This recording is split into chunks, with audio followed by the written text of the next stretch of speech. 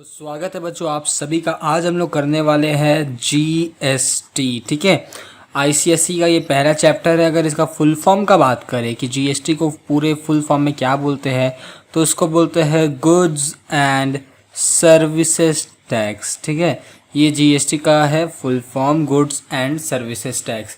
ठीक है, आज हम लोग यही चैप्टर को कवर करने वाले हैं, इस जीएसटी चैप्टर को। आईसीएसई में ये चैप्टर है एमएल अग्रवाल टेक्स्ट बुक का क्लास 10 का। ठीक है, क्लास 10 की सीरीज स्टार्ट हो चुकी है। पूरे क्लास 10 को हम लोग कवर करेंगे। आज हम लोग एमएल अग्रवाल टेक्स्ट बुक का पहला चैप्टर जो कि है जीएसटी, इस चैप्टर को शुरू करने वाले हैं, जिसका फुल फॉर्म है गुड्स एंड सर्विसेज टैक्स। तो आइए सबसे पहले हम लोग इसके बेसिक को समझ लेते हैं कि इसका बेसिक फंडामेंटल्स क्या है। बेसिक समझने के बाद हम लोग एक्सरसाइज में आ जाएंगे, पूरे एक्सरसाइज को हम लोग सॉल्व करेंगे। ठीक है, तो सबसे पहले हम लोग क्या समझेंगे, बेसिक क्या है इस चैप्टर का। आइए बेसिक समझते हैं।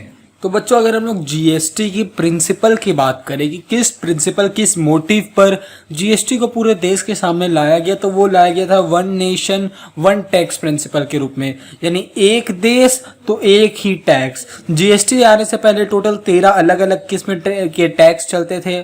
हम लोग अगर जब जीएसटी नहीं आया था तो आपके एमएल अग्रवाल में एक चैप्टर था वैट, ठीक है, वैल्यू एडेड टैक्स।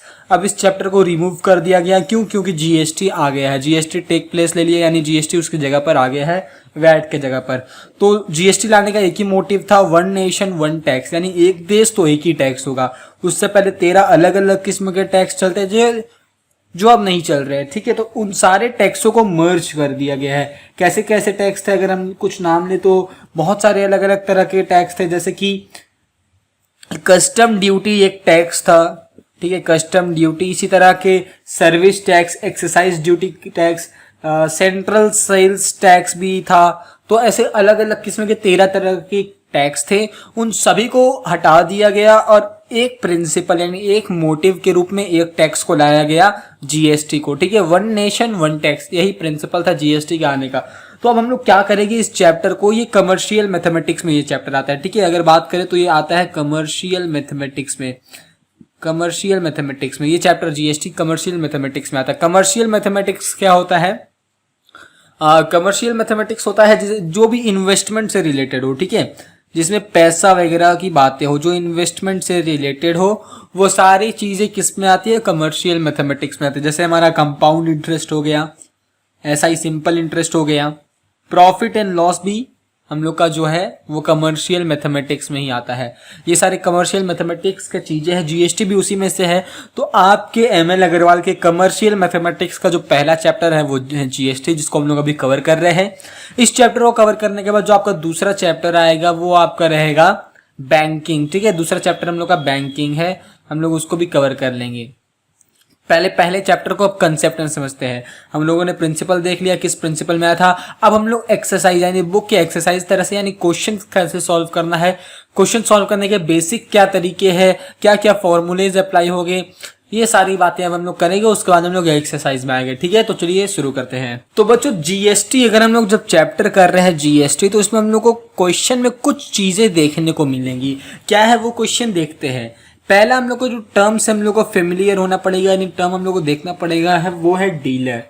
डीलर किसको बोलते हैं ये हम लोग पहले जानेंगे। ठीक है, डीलर वो होता है जो किसी सामान को खरीदता है और फिर उसको बेच देता है। यानी जैसे कि डीलर जो है, यानी हम लोग डी से इसको डिनोट कर रहे हैं। डीलर क्या है? वो मैन्युफैक्चरर से सामान को खरीदता है, मैन्युफैक्चरर जो सामान बनाता है, और कंज्यूमर जो हम लोग हैं उनको बेच देता है। ये डीलर है। ठीक है, तो डीलर क्या हुआ? डीलर एक पर्सन हुआ जो सामान को खरीदता है रीसेल के लिए।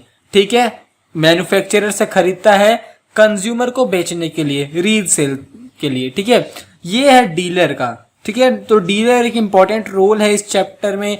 हम लोग को पता लगाना पड़ेगा कि आपको बताना है कि जीएसटी डीलर कितना पे कर रहा है, कितना पे कर रहा है, किसको? सेंट्रल गवर्नमेंट को या स्टेट गवर्नमेंट को। इन दोनों का भी बहुत रोल होता है, सेंट्रल गवर्नमेंट और स्टेट गवर्नमेंट का।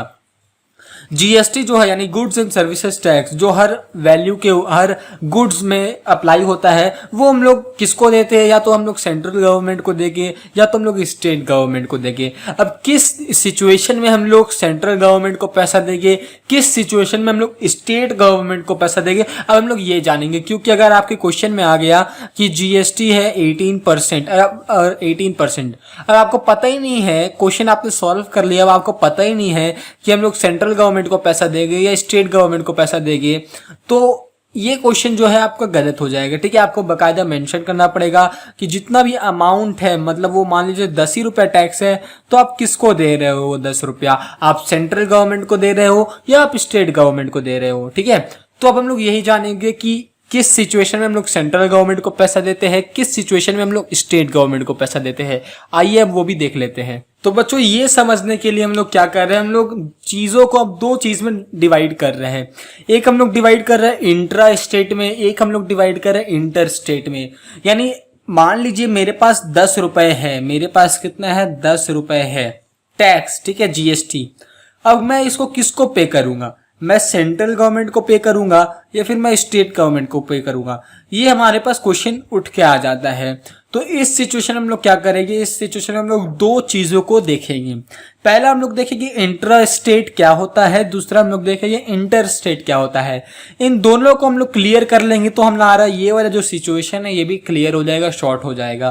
तो देखते हैं इंट्रा स्टेट क्या है। मान लीजिए मैं जमशेदपुर का रहने वाला हूं, मान लीजिए, ठीक है, मैं जमशेदपुर का हूं। जमशेदपुर हम लोग का झारखंड में आता है, झारखंड स्टेट में। तो मैं एक सामान को खरीदता हूं, कहां पर? जमशेदपुर में ही खरीदता हूं, यानी झारखंड स्टेट में खरीदता हूं। मैं कोई से भी सामान, जैसे कि मान लीजिए मैं एक ठो बिस्किट खरीदता हूं झारखंड में, और इसी बिस्किट को मैं झारखंड में ही बेच देता हूं। इस बिस्किट को मैंने खरीदा और इस बिस्किट को मैंने झारखंड में ही बेच दिया। तो मेरा जो सेल हुआ वो किस में हुआ? एक ही स्टेट में हुआ। मैंने झारखंड में ही खरीदा और झारखंड में ही उस बिस्किट को बेच दिया। तो मेरा जो सेल हुआ, ठीक है, मेरा जो सेल हुआ, मेरा जो बिक्री हुआ, वो एक ही स्टेट में हुआ। यानी एक स्टेट में, यानी with in the state, with in the state. अगर कोई सामान का जो बिक्री होता है यानी सेल होता है वो एक ही स्टेट में हो, यानी एक ही स्टेट के अंदर हो, तो वो इंट्रा स्टेट कहलाता है। समझ में आया बात? इंटर स्टेट में आते हैं। अब मैं झारखंड का हूं, मैं कहां का हूं? झारखंड का हूं। मैंने एक बिस्किट को खरीदा, उस बिस्किट को मैंने क्या किया? उत्तर प्रदेश में यानी यूपी में जाके बेच दिया। ठीक है, यूपी में जाके मैंने उस सामान को यानी उस बिस्किट को बेच दिया। तो मैंने झारखंड यानी झारखंड स्टेट से उत्तर प्रदेश स्टेट में बेचा, यानी मैंने एक स्टेट से from one state to another state में मैंने अपना वो सामान को बेचा, यानी एक स्टेट से दूसरे स्टेट में। ऐसे सिचुएशन में इसको इंटर स्टेट बोलते हैं। अब ये दोनों ही डिसाइड करते हैं कि वो जो 10 रुपया जीएसटी है वो किसको जाएगा? वो सेंट्रल गवर्नमेंट को जाएगा कि स्टेट गवर्नमेंट को जाएगा? देखते हैं कैसे करते हैं। तो बच्चों, हम लोगों ने इंट्रा स्टेट देखा और इंटर स्टेट देखा। जब विद इन द स्टेट यानी स्टेट के अंदर होता है, विद इन होता है स्टेट में, विद इन द स्टेट, तो वो इंट्रा स्टेट कहलाता है। ठीक है, समझ में आ रहा है? और इंटर स्टेट क्या होता है? One state to another. ये मैंने अभी आपको क्लियर किया। तो जब इंट्रा स्टेट में अगर कोई सामान का बिक्री यानी सेल होता है तो जो हम लोग का जीएसटी होता है वो हाफ में डिवाइड हो जाता है। यानी अगर जीएसटी 18% है तो वो हम लोग उसको डिवाइड कर देंगे, हाफ में कर देंगे, यानी वो उसको हम लोग 9% कर देंगे। ठीक है, हाफ में डिवाइड कर देंगे। तो एक हाफ जो होगा वो हम लोग का सेंट्रल गवर्नमेंट को जाएगा और जो दूसरा हाफ होगा वो हम लोग का स्टेट गवर्नमेंट को जाएगा। समझ में आ रहा है बात? अगर कोई सामान का बिक्री यानी इंट्रा स्टेट में होता है यानी विद इन द स्टेट में होता है तो हम लोग का जो भी जीएसटी है, मान लीजिए वो जीएसटी 10% है, तो हम लोग 10 का हाफ कर देंगे, यानी 10 का हाफ 5 होता है। तो हम लोग 5% जो है वो सेंट्रल गवर्नमेंट को देंगे और जो मेरा बाकी का 5% है वो हम लोग स्टेट गवर्नमेंट को देंगे। यहां तक बात क्लियर हो गया है। इंटर स्टेट में देखते क्या होता है, जब भी कोई सामान का जो सेल होता है वो एक स्टेट से दूसरे स्टेट में क्या होता है, तो जितना भी मेरा जीएसटी रहेगा, जैसे मेरा जीएसटी 18% है तो वो पूरा जीएसटी क्या होगा, वो पूरा जीएसटी मेरा चल जाएगा किसको, सेंट्रल गवर्नमेंट को। समझ में आ रहा है बात। जब इंट्रा स्टेट में रहेगा तो जीएसटी को हम लोग हाफ में डिवाइड कर देंगे। फर्स्ट हाफ जो हम लोग का रहेगा वो सेंट्रल गवर्नमेंट को जाएगा और जो उसका बचा हुआ हाफ रहेगा वो स्टेट गवर्नमेंट को जाएगा। लेकिन अगर कोई सेल इंटर स्टेट में हो रहा है, यानी एक स्टेट से दूसरे स्टेट में हो रहा है, तो इस सिचुएशन में क्या होगा कि हम लोग का जो जीएसटी है वो पूरी सेंट्रल गवर्नमेंट को चल जाएगा। ये कुछ बेसिक बातें थी जो आपको क्लियर हो गई होगी। अब हम लोग एक्सरसाइज में आ जाते हैं, ठीक है। तो बच्चों हम लोग क्या करते हैं, हम लोग एक्सरसाइज के पहले क्वेश्चन नंबर में आते हैं, ठीक है। तो बच्चों क्वेश्चन में क्या लिखा है कि an article is marked at ₹15,000, a dealer sell it to a consumer at 10% profit, if the rate of GST is 12%, find. तीन चीज दिया गया है फाइंड करने के लिए, उन तीनों को हम लोग फाइंड करेंगे। सबसे पहले हम लोग देखते हैं क्वेश्चन में क्या क्या बताया गया, उसको हम लोग पूरा लिख लेते हैं। आईसीएससी पैटर्न के अनुसार हम लोग चल रहे हैं, तो अपने सारे आईसीएससी दोस्तों को इस YouTube चैनल का लिंक शेयर कर दीजिएगा, ठीक है। तो पहले जो क्वेश्चन में हम लोग उसको लिखेंगे आईसीएससी पैटर्न, ध्यान दीजिएगा आईसीएससी पैटर्न के साथ हम लोग चल रहे हैं। तो हम लोग गिवन लिखेंगे, गिवन यानी क्वेश्चन में क्या क्या दिया गया है, गिवन लिख के हम लोग क्वेश्चन को बनाएंगे। हम लोग को पहले बात बताया गया है कि जो मार्क्ड प्राइस है, यानी हम लोग एमपी लिख दे रहे हैं, मार्क्ड प्राइस जो है वो बराबर है कितना का, 15,000 का। Marked price is equal to 15,000। ये हम लोगों को क्वेश्चन से पता चल रहा है। और ये भी पता चल रहा है कि dealer sell it to a consumer, sell it to a consumer, dealer जो है sell it to a consumer at 10% profit. जो डीलर है वो कंज्यूमर को, जो डीलर है वो कंज्यूमर को 10% का प्रॉफिट पर वो जो गुड्स है वो बेच रहा है। तो हम लोग सबसे पहले अमाउंट ऑफ प्रॉफिट निकाल लेते हैं, अमाउंट ऑफ प्रॉफिट, ठीक है। हम लोग क्या कर रहे हैं, हम लोग अमाउंट ऑफ प्रॉफिट को निकाल ले रहे हैं। अमाउंट ऑफ प्रॉफिट निकालने के लिए हम लोग क्या करेंगे, सबसे पहले हम लोग करेंगे जो हम लोग का मार्क्ड प्राइस है, मार्क्ड प्राइस एमपी, उसको हम लोग प्रॉफिट परसेंटेज से गुना कर देंगे। प्रॉफिट परसेंटेज से हम लोग क्या करेंगे, गुना कर देंगे। कैलकुलेशन करते हैं, हम लोग का मार्केट प्राइस कितना है, वो है हम लोग का 15,000। प्रॉफिट परसेंटेज कितना है, 10% है, तो हम लोग 10/100 लिख देते हैं। परसेंटेज 100 में हो गया। हम लोग 0 को कैंसिल कर देते हैं और हम लोग का यहाँ पर जो प्रॉफिट है, अमाउंट ऑफ जो प्रॉफिट है वो हम लोग का निकल के आ गया है 1500। इसको हम लोग यहाँ पे लिखे रहने देते हैं, हम लोग को आगे अभी काम लगेगा। अमाउंट ऑफ प्रॉफिट, यहाँ पे लाइट का रिफ्लेक्शन हो गया है तो प्रॉफिट दिख नहीं रहा ठीक से, कोई बात नहीं, मैं मुंह से भी बोल दे रहा हूँ। अमाउंट ऑफ प्रॉफिट हम लोगों ने निकाला 1500 आ गया, ठीक है। फ्लैश का यहाँ पे रिफ्लेक्शन आ गया है। बहुत ही जल्द हम लोग इस समस्या से हम लोग निकल जाएंगे, कोई दिक्कत वाली बात नहीं है। यहाँ तक समझ में आ गया। आगे क्वेश्चन में दिया गया है कि जो रेट ऑफ जीएसटी है, रेट ऑफ जीएसटी वो है हम लोग का कितना, 12%। ये आगे क्वेश्चन में दिया गया है कि रेट ऑफ जो जीएसटी है वो हम लोग का 12% है। और हम लोग को क्या फाइंड करना है, अब हम लोग नंबर 1 देखते हैं। हम लोग को फाइंड करना क्या है, हम लोग को फाइंड करना है द सेलिंग प्राइस। हम लोग को फाइंड करना है सेलिंग प्राइस एक्सक्लूडिंग, एक्सक्लूडिंग यानी ये ऐड नहीं करना है, excluding tax of the article. ये हम लोग को फाइंड करना है। नंबर 1 फाइंड करना है, 3 चीज को फाइंड करना है। नंबर 1 ने बोला है कि सेलिंग प्राइस बताओ, सेलिंग प्राइस पता करो जिसमें टैक्स को इंक्लूड मत करना, इंक्लूड मत करना तो एक्सक्लूडिंग। क्वेश्चन समझ में आ गया। तो हम लोग अब सेलिंग प्राइस को निकालते हैं। तो हम लोग लिखते हैं selling price is equal to, यानी SP is equal to, selling price निकालने के हम लोग, सेलिंग प्राइस निकालने के लिए हम लोग क्या करेंगे, marked price plus amount of profit को ऐड कर देंगे।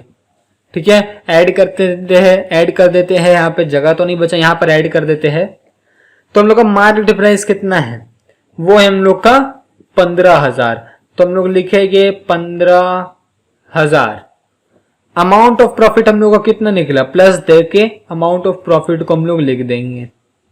ठीक है, अब इन दोनों को हम लोग क्या करेंगे, जोड़ देंगे। ऐड करने सबको आता है, फटाफट हम लोग इसको ऐड कर देंगे। चलिए ऐड करते हैं। 0 का 0, 0 का 0, 5 का 5, 5 और 6 1।